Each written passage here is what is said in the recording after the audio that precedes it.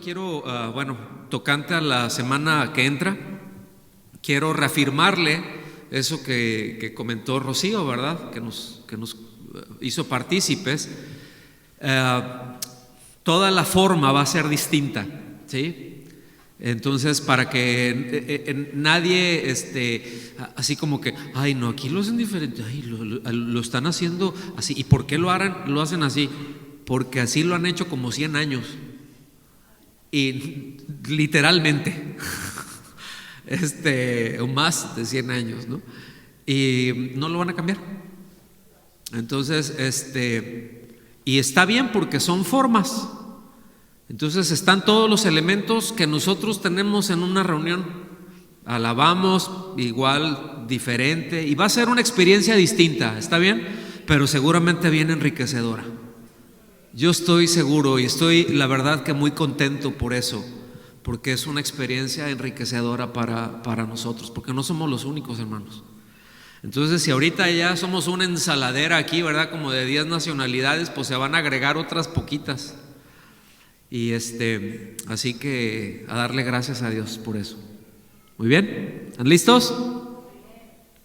Pues vamos a iniciar entonces con el mensaje del día de hoy. Este tema se llama Feliz Navidad. ¿Pero qué celebras? Vamos a ver qué nos dice la palabra, ¿verdad? Y vamos a meditar en esto, ¿les parece bien? Porque a veces nos pasa que repetimos, ¿verdad?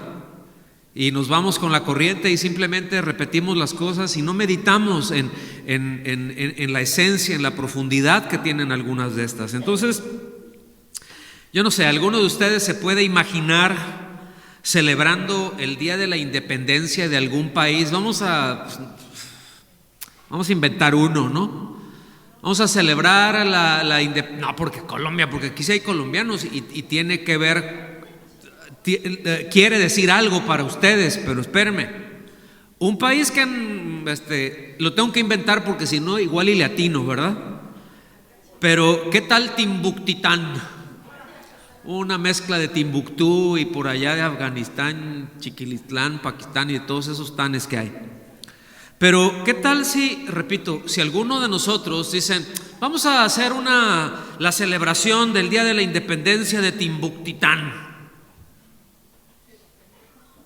¿Quiere decir algo eso para usted? ¿Representa algo? Sí, el ir y celebrarlo, y pues sí, hay comidas, y ahí dicen, ay, mira, hasta la musiquita está bien, y ay, qué bonito esto, y ay, qué bonito lo otro. Pero ¿eso tiene algún significado para usted? ¿Algún efecto en su vida? ¿Verdad? Bueno, en la actualidad, la Navidad es algo que se ha celebrado básicamente de una forma social, culturalmente en Occidente, ¿sí? Podríamos decir la cristiandad, ¿está bien? Y bueno, no voy a entrar a meterme mucho en todo esto, pero la verdad de las cosas es de que no tiene mucho sentido para muchos. Para muchos es solamente una buena tradición que se celebra, es solamente un buen tiempo que se celebra, ¿verdad? Ahora, en el medio en el que estamos nosotros, localmente, pues hay un medio que está, no sé si esté bien dicha la palabra, pero islamizado, ¿ok? Y esta celebración es algo ofensivo para muchos de ellos, ¿verdad? Y hay otros que dicen, bueno, pues para no ofender, entonces pues no le hacemos, ¿no? O sea, ellos sí que celebren lo que quieran, pero nosotros no, para no ofenderlos, ¿verdad? La verdad es que para algunos, y solo como ejemplo, voy a tocar distintos estratos, ¿ok? Pero para algunos, por ejemplo, el Halloween tiene más importancia que la Navidad, tiene más sentido. ¿Sí? Para otros están en el mismo plano, pues una celebración, fiesta, ahora le vamos a pasarla bien. Lo cierto es de que la Navidad puede ser vista con distintas perspectivas, ¿ok? Dependiendo la persona, su medio, su trasfondo, su creencia. Y pues para muchos va a ser una feliz Navidad si se divirtieron, si la pasaron bien, ¿verdad? Algunos salen por ahí, tienen fiesta y se destrampan y todo eso. Y para algunos, repito, va a ser feliz Navidad si se divirtieron. Para otros será feliz Navidad si les regalaron el juguete caro que tanto deseaban, ¿sí?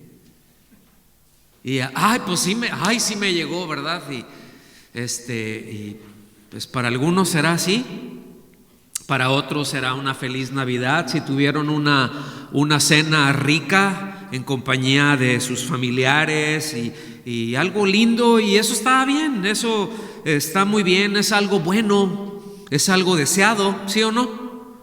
Es algo que podemos disfrutar. Para otros será feliz Navidad si les fue bien económicamente. Si el negocio que tuvieron les fue bien, sí, porque se me vendió todo, así como hay en el talento luego, ¿no? Como en la coinonía, ¿verdad? Así ya llega y ya hasta los platos ya están raspados, ¿verdad? Ya al final luego ya encuentran ahí, antes de que pasen a la última etapa, ya la hacen así, ¿no? No hay ni panecito, nada, pero no, pues así con el dedo, vámonos, ¿verdad? Porque cocinan delicioso, hermanos. Es que ya nos dejó encarrelados Rocío. Entonces puede haber una lista muy grande de etcéteras, ¿está bien? Pero ¿qué hay del sentido primario que realmente tiene? Es cierto que no es una celebración ordenada en la Biblia para la iglesia, para los cristianos, y que no fue sino hasta entrado ya el siglo IV cuando pues se menciona esta celebración por primera vez bajo el mandato del emperador Constantino. No vamos a ver historia, pero todo eso era cristiandad. Todo eso fue una imposición colectiva y no un seguimiento personal. ¿Me están siguiendo, hermanos? Porque queremos dar con el sentido y como hablamos y tocamos el punto la semana pasada, hay cosas que celebrar, pero no es toda la parafernalia que hay en derredor, no son las luces, no es todo eso brillante, bonito, y de eso no se trata. ¿Estamos aquí? Entonces, podríamos reducir ese feliz Navidad a ¿qué celebras? ¿Sí? Les pido que noten, por favor, que no queremos centrar o donde nos queremos centrar más bien es en la esencia y en la motivación que tenemos, más que en el acto o en la forma en que se celebre. ¿Estamos aquí? Y qué bueno que podemos tomar tiempos como estos, ¿verdad? Para recordar, para fortalecer nuestros afectos por Cristo, para celebrar, pues, uno de los misterios que van más allá de nuestra capacidad natural de comprensión, el nacimiento virginal, ¿verdad? Cómo le abrió ese acto, esa puerta a la historia de amor, de gracia, de humildad más colosal y trascendente para todo el género humano. ¿Sí? Que el Hijo de Dios se haya hecho hombre. Eso es lo que nos dice, se los leo rápido, ahí en 1 Timoteo 2:5, dice, porque hay un solo Dios. ¿Cuántos hay? Hay un solo Dios y también un solo mediador entre Dios y los hombres, Cristo Jesús, hombre. Y qué importante entender y tener presente que solo por medio de ese niño que en alguna vez estuvo envuelto ahí en pañales, allí acostado en un pesebre, medio maloliente el asunto, ¿verdad? Se puede explicar solamente a través de él, no solamente la creación del universo, pero póngame atención, el fin y el propósito de todo lo creado. Les leo Colosenses 1:16, dice: porque por Él fueron creadas todas las cosas, las que hay en los cielos, las que hay en la tierra, las visibles, las invisibles, sean tronos, sean dominios, sean principados, sean potestades. Todo fue creado por medio de Él y para Él. Digan conmigo, por medio de Él y para Él. Y esto, mis amados, ponga atención aquí, por favor, porque este es el eje que responde a una de las preguntas existenciales que el ser humano se hace y que necesita responderse, y que solamente la Biblia le responde. ¿Quién soy? ¿Cómo? ¿Para qué estoy? ¿Para qué vivo? Esa es una de las preguntas existenciales más importantes, y nadie fuera de Cristo se la puede responder. ¿Sí? Es decir, soy creado por Dios para los propósitos de Dios, y fuera de eso, ¿sí?, el ser humano es sencillamente como un tren descarrilado. Si no está viviendo para el Señor, está fuera de propósito, punto. Es una vida desperdiciada. Alguien dijo que el lugar en donde más talento acumulado hay son los cementerios. ¿Sí? ¿Cuánta gente ahí? ¿Cuánto talento? ¿Cuántas vidas desperdiciadas hay ahí? Pero regresemos y detengámonos un momento ahora en ese lado oscuro que hizo necesaria, que hizo indispensable la Navidad. Y me estoy refiriendo a nuestro pecado. Eso hizo indispensable que el Hijo de Dios, sin dejar de ser Dios, tomara la naturaleza humana, ¿sí?, de esa joven virgen a la que el Señor escogió, y naciera en esa humilde aldea de Belén. En Gálatas 4, del versículo 4 al 6 se lee: pero cuando vino la plenitud del tiempo, es decir, el cumplimiento del tiempo, Dios envió a su Hijo, nacido de mujer, nacido bajo la ley, a fin de que redimiera, fíjense a qué vino, a fin de que redimiera a los que estaban bajo la ley, para que recibiéramos la adopción de hijos. Y porque ustedes son hijos, ¿cuántos hijos de Dios hay aquí?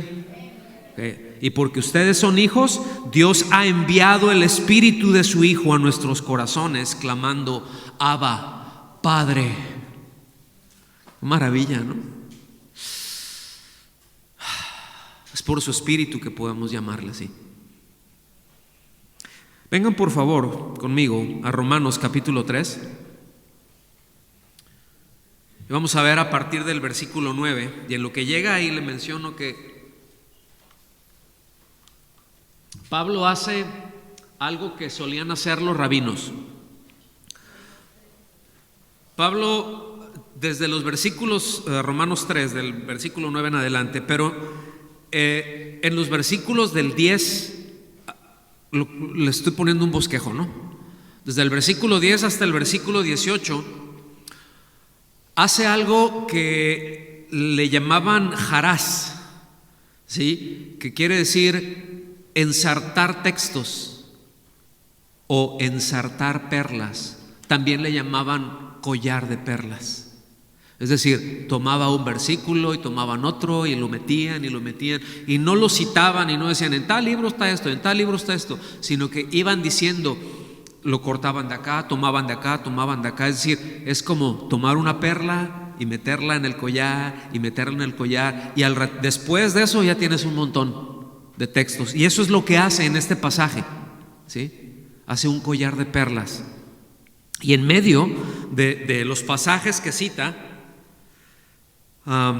les voy a mencionar algunos de los pasajes solamente para dejar ahí un registro, pero cita Salmos 14 del versículo del 1 al 3, el Salmo 5, el versículo 9, el Salmo 140, el versículo 3, ¿verdad? El Salmo 10, versículo 7, Isaías 39, 7, el Salmo 36, 1.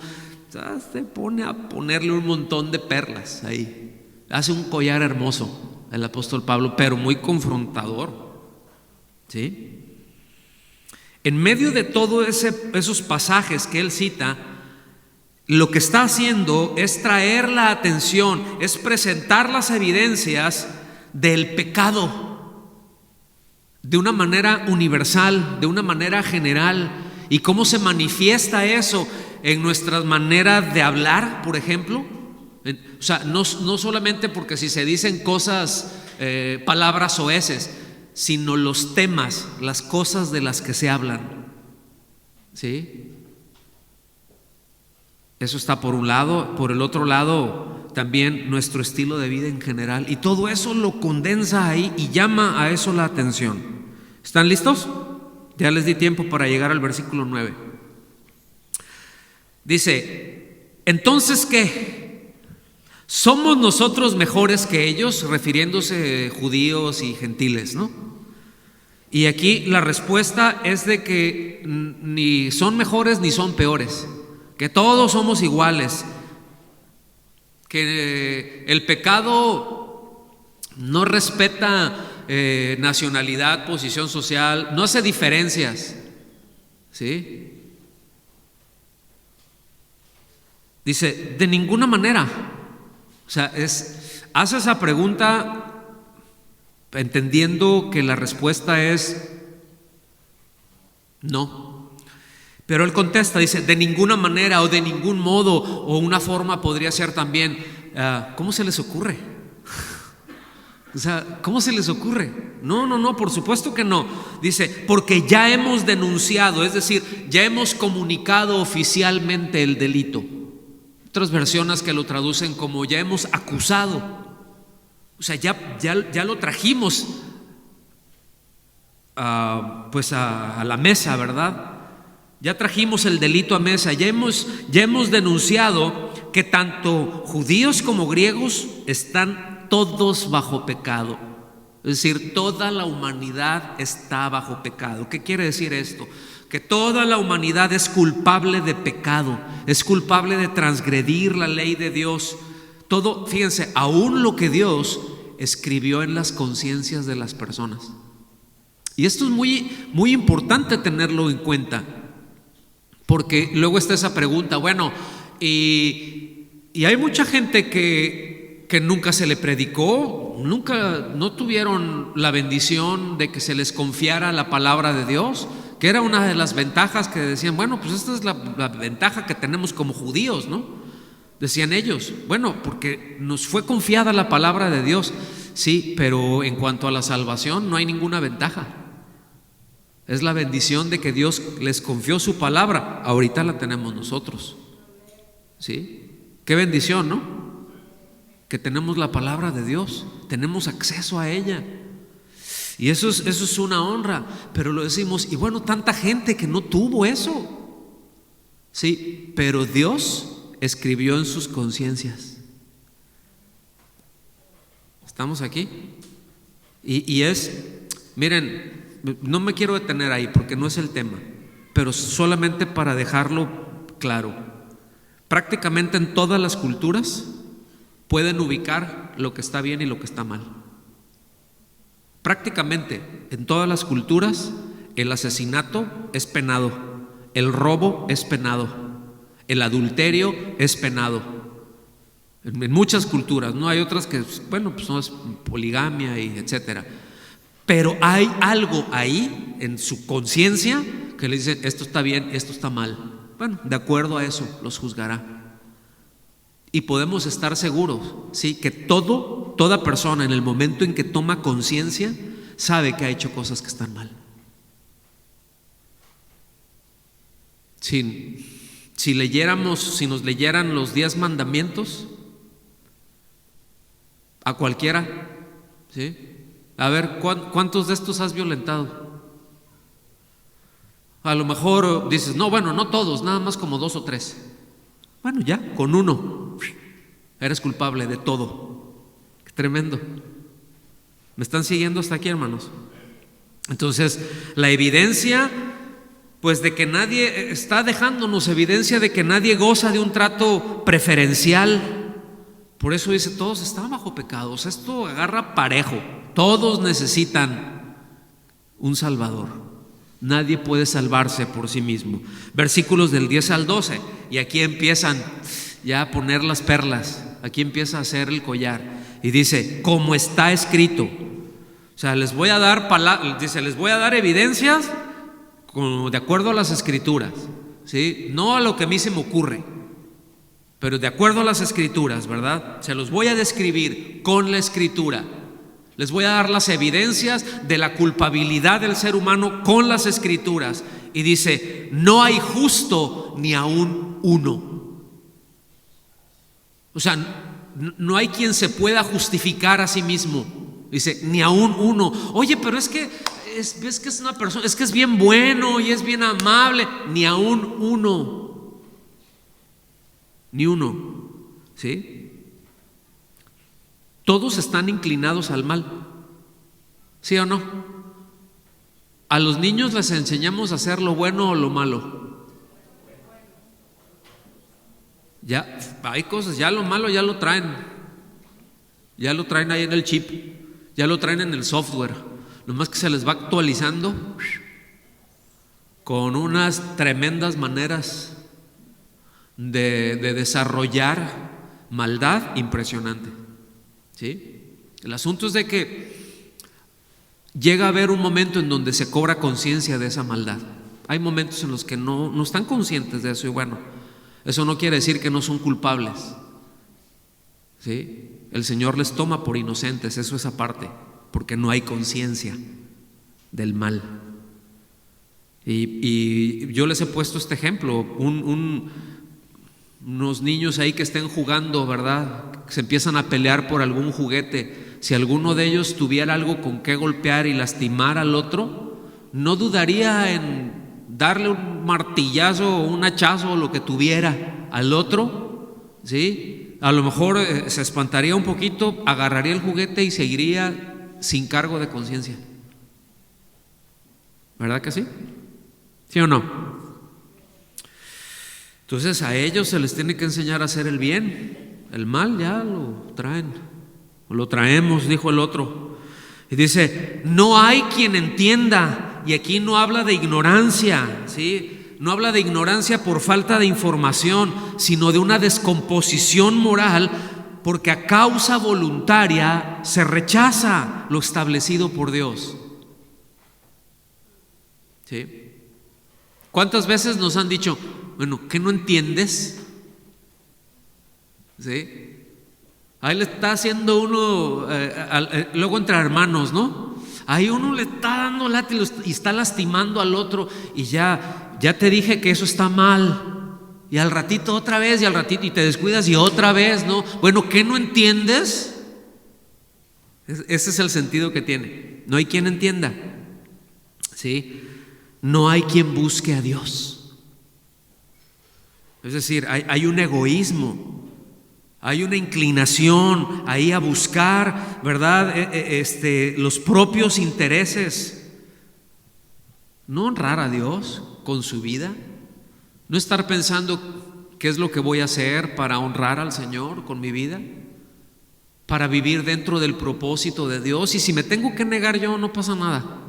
No, incluso dentro de la iglesia, ¿sí? Dentro de los creyentes, muchas veces se pretende usar a Dios para beneficio personal. ¿Poco no? A veces eso se predica. Tú dale a Dios, pacta con Dios, haz esto, a ver qué le sacas a Dios, ¿verdad? A ver el libro, 25 maneras de sacarle algo a Dios, 35 formas de obtener lo que quieres, 57 formas, ¿verdad?, de ser feliz, porque todo lo puedo en Cristo que me fortalece. ¡Aleluya! Y hay un montón de faltos de entendimiento que dicen amén a todo eso. Dice, todos se han desviado. Fíjense, cada una de esas expresiones es algún versículo. Todos se han desviado, es decir, tomaron la ruta equivocada. En un principio el Señor nos pone ahí, nos deja solitos y como dicen en mi rancho, la cabra tira al monte. A una se hicieron inútiles. Cuando dice aún así parejitos todos, ¿no? Nada que uno se quedó atrás, no, todos se hicieron inútiles. Ahora, la palabra inútil quiere decir literalmente dejar de ser útil, ¿sí? El sentido es alejados de Dios. El sentido más propio es sin provecho para Dios y para sus propósitos. Había un hermano hace muchos años que decía, hay gente terrible, Dice, hay unos que no le sirven ni a Dios ni al diablo. Híjole, qué feo, ¿no? Qué inútil, ¿no? Bueno, como dijimos hace un momento, el ser humano, al no estar en la voluntad de Dios, está descarrilado. ¿Ya? ¿De qué le sirve un tren descarrilado? Si ya va el tren y ya no hay más vías, ¿de qué le sirve ese tren ahí? O si ya se volteó, ya no puede avanzar el propósito que tenía. ¿Me están siguiendo? No hay quien haga lo bueno, no hay ni siquiera uno. Híjole, qué tremendo. El pecado, entonces, hermanos, obliga al ser humano a ser egoísta. El pecado obliga al ser humano a ser orgulloso, a ponerse en el centro de todas las cosas.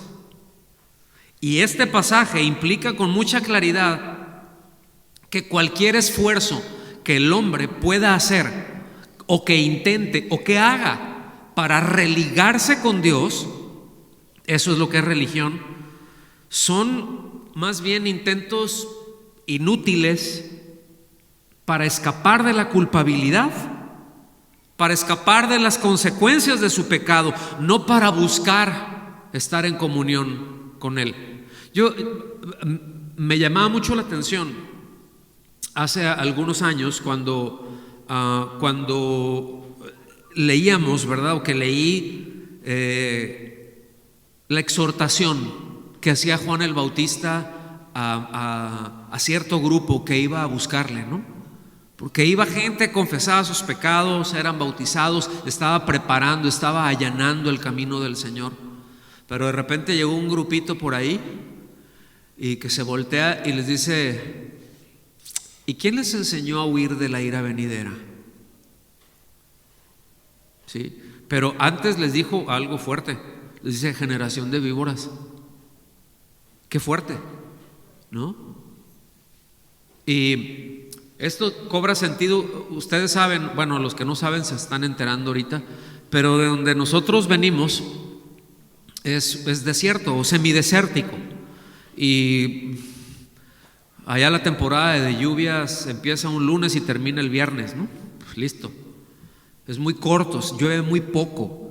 Entonces, en el desierto ves la vegetación y por mucho tiempo se ve gris, se ve pardo, sí, los montes, pero pareciera como que todo está muerto, pero no, porque cuando le cae tantita agüita reverdece y se pone hermoso eso.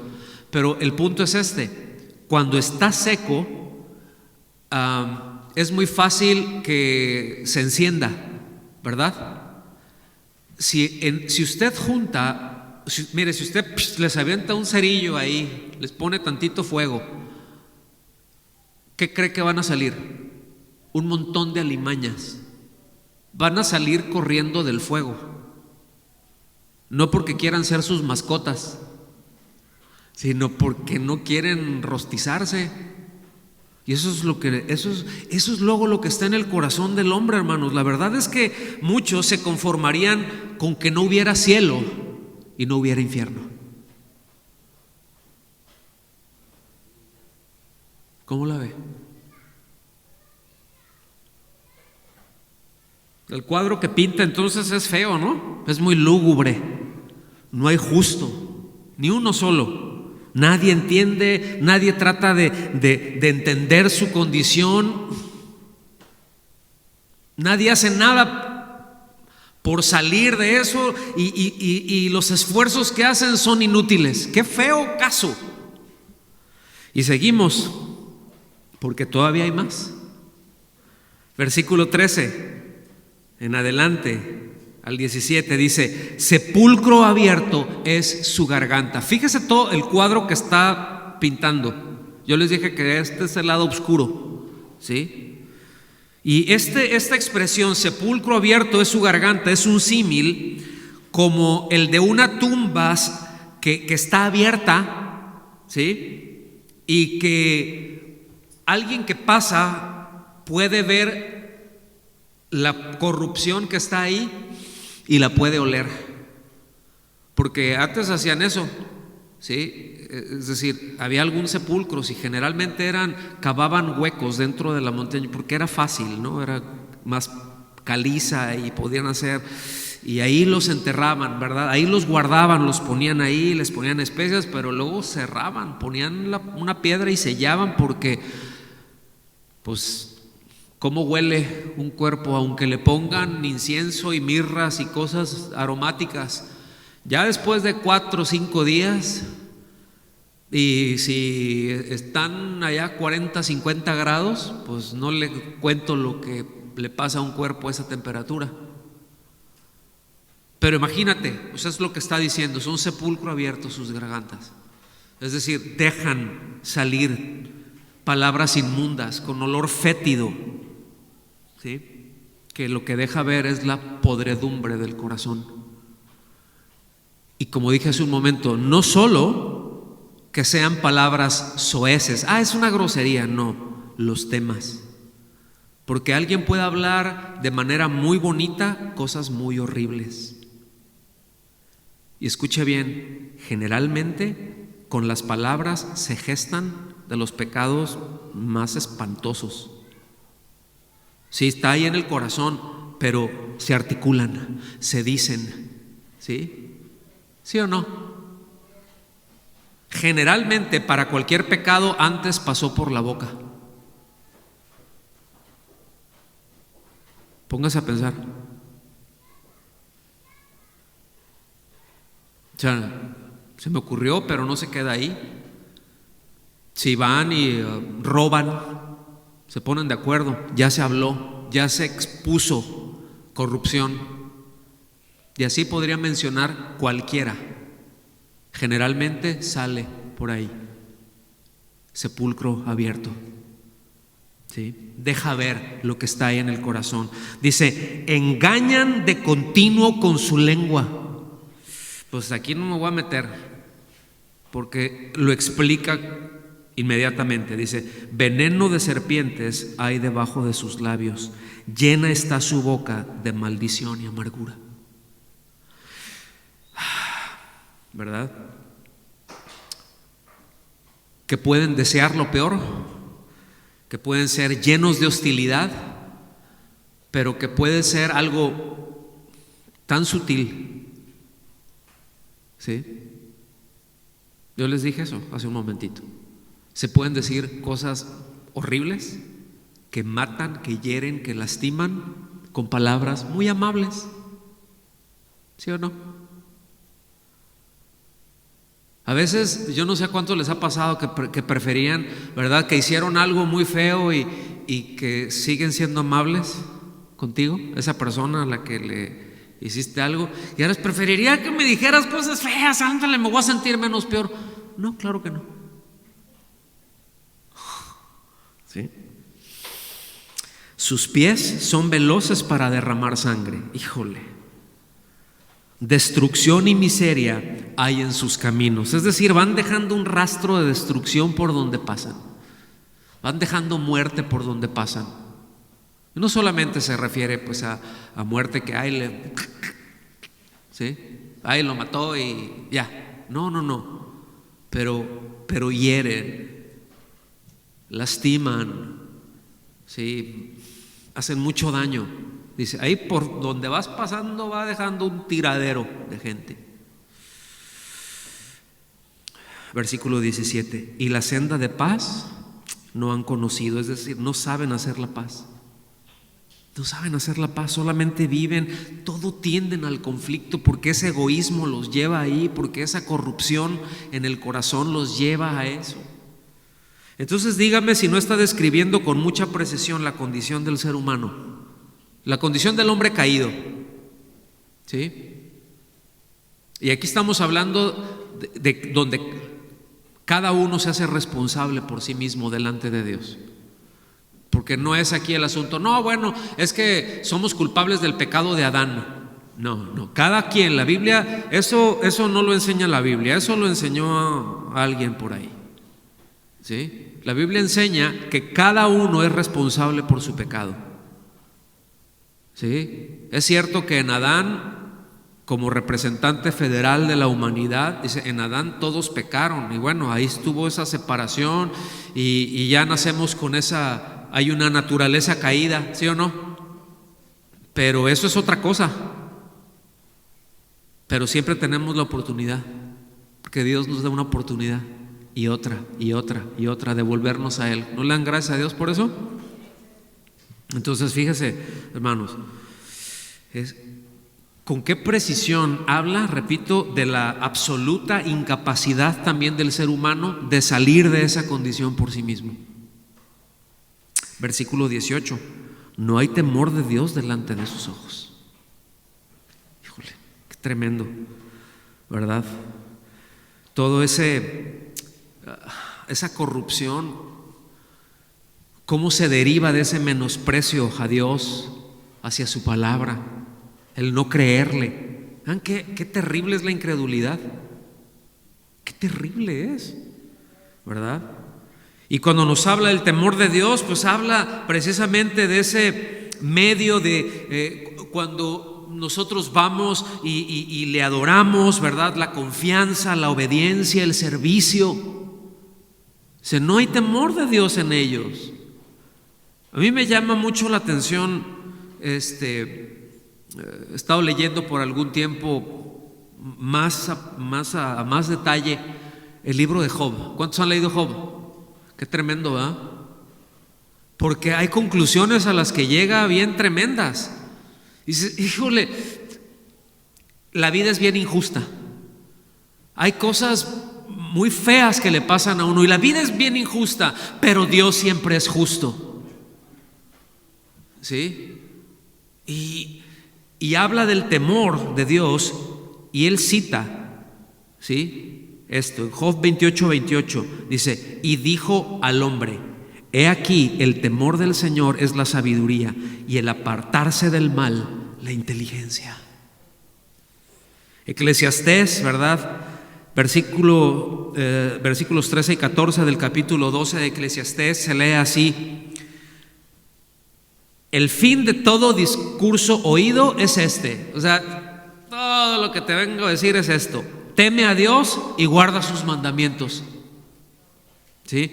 Porque esto, es decir, temer a Dios y guardar sus mandamientos, es el todo del hombre. Hermanos, ¿qué podemos tener fuera de eso?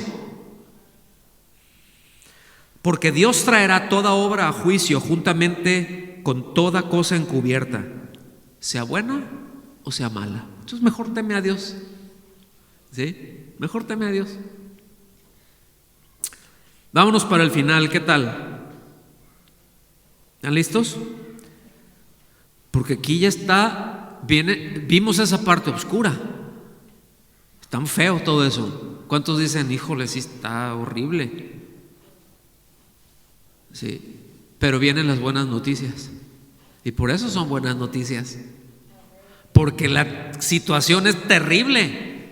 Pero vienen esas buenas noticias, ¿verdad? Juan 3:16, palabras del Señor: porque de tal manera amó Dios al mundo que dio a su Hijo unigénito. O sea, en otras palabras está diciendo, yo mero.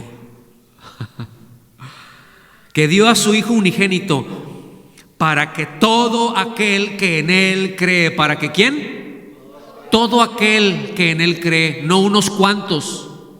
Todo el que cree.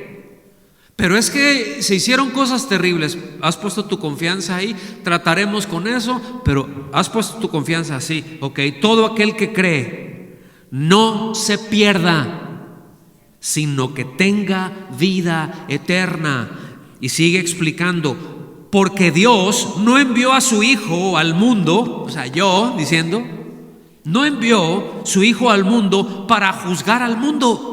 O sea, el mundo ya está podrido, en otras palabras, ¿no? O sea, no es necesario, ya está, ya está acabado. No. Dice, sino para que el mundo sea salvo por él. Versículo 18, el que cree en él no es condenado, pero el que no cree ya ha sido condenado. ¿Por qué? ¿Porque es muy malo? ¿Porque no es un elegido? ¿Porque no es un predestinado? No, porque no ha creído en el nombre del unigénito Hijo de Dios.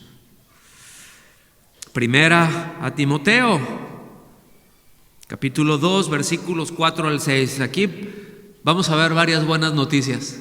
¿Qué le parece? Dice, el cual, refiriéndose a Dios, el cual quiere que todos los hombres sean salvos.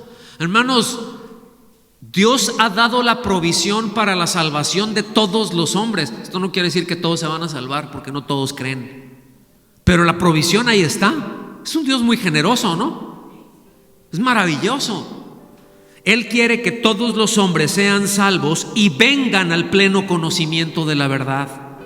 Porque hay un solo Dios y también un solo mediador entre Dios y los hombres, Cristo Jesús, hombre, quien se dio a sí mismo en rescate por todos, testimonio dado a su debido tiempo. Ahí está la provisión, hermanos. Es el deseo de Dios, ahí está la generosidad de Dios. Este es el último texto por hoy. Juan 1:12, muy conocido. Pero a todos los que le recibieron, esto no quiere decir a todos los que repitieron una oración. ¿Tú quieres recibir a Cristo? Sí, repite esta oración conmigo. No está diciendo eso, Dice, pero a todos los que lo recibieron a Él, les dio el derecho de ser hijos de Dios. Es un derecho que nos es dado, hermanos. Es decir, a los que creen en su nombre. Entonces, ¿qué es recibirlo a Él? Creer en su nombre, creer en Él. ¿Cuál es su nombre? ¿Y qué quiere decir Jesús? El Salvador, Emmanuel, Dios con nosotros. Y ese es el completo sentido de la Navidad. Eso es lo que celebramos, porque a eso vino, hermanos. ¿Sí? ¿Por qué no nos ponemos de pie? Y teniendo esto presente, teniendo esto en mente, ¿no le quiere dar gracias a Dios? Mire, yo quiero invitarle a que seamos expresivos. No que piense darle gracias, sino que le demos, que levantemos la voz y que bendigamos su nombre. ¿Les parece bien? ¿Por qué no le damos un fuerte aplauso entonces al Señor? Y le exaltamos, dígale, te exalto, Señor, gracias. Venimos con agradecimiento, Señor, porque tú viniste a nosotros. Venimos con agradecimiento porque ese niño que nació en Belén no se quedó en ese pesebre, sino que no se quedó envuelto en esos pañales, sino que creció, vivió una vida literalmente impecable, limpia, perfecta. Fue a la cruz en nuestro lugar y como pago por nuestros pecados se dio a sí mismo y resucitó al tercer día y ascendió a los cielos y ahora está sentado en el lugar de suprema autoridad y envió a su Espíritu Santo a morar en todos aquellos que han puesto su confianza en Él para guiarlos, para dirigirlos, para guiarlos a Él, para llevarlos a Él. Y Él volverá otra vez, ya no como ese niño de Belén, sino que Él volverá otra vez por los suyos para encontrarnos con Él, para estar con Él, para ser trasladados a su reino eternamente con Él, para disfrutar para siempre de Él, con Él y para Él y por Él. Gracias, Señor. Así que feliz Navidad. Señor, te exaltamos, te celebramos a ti. Todo esto celebramos, todo esto es lo que celebramos, Señor. Te damos las gracias y honramos tu nombre en el nombre de Jesús. Amén. Dense un fuerte abrazo, exaltemos al Señor y feliz Navidad a todos. Aleluya.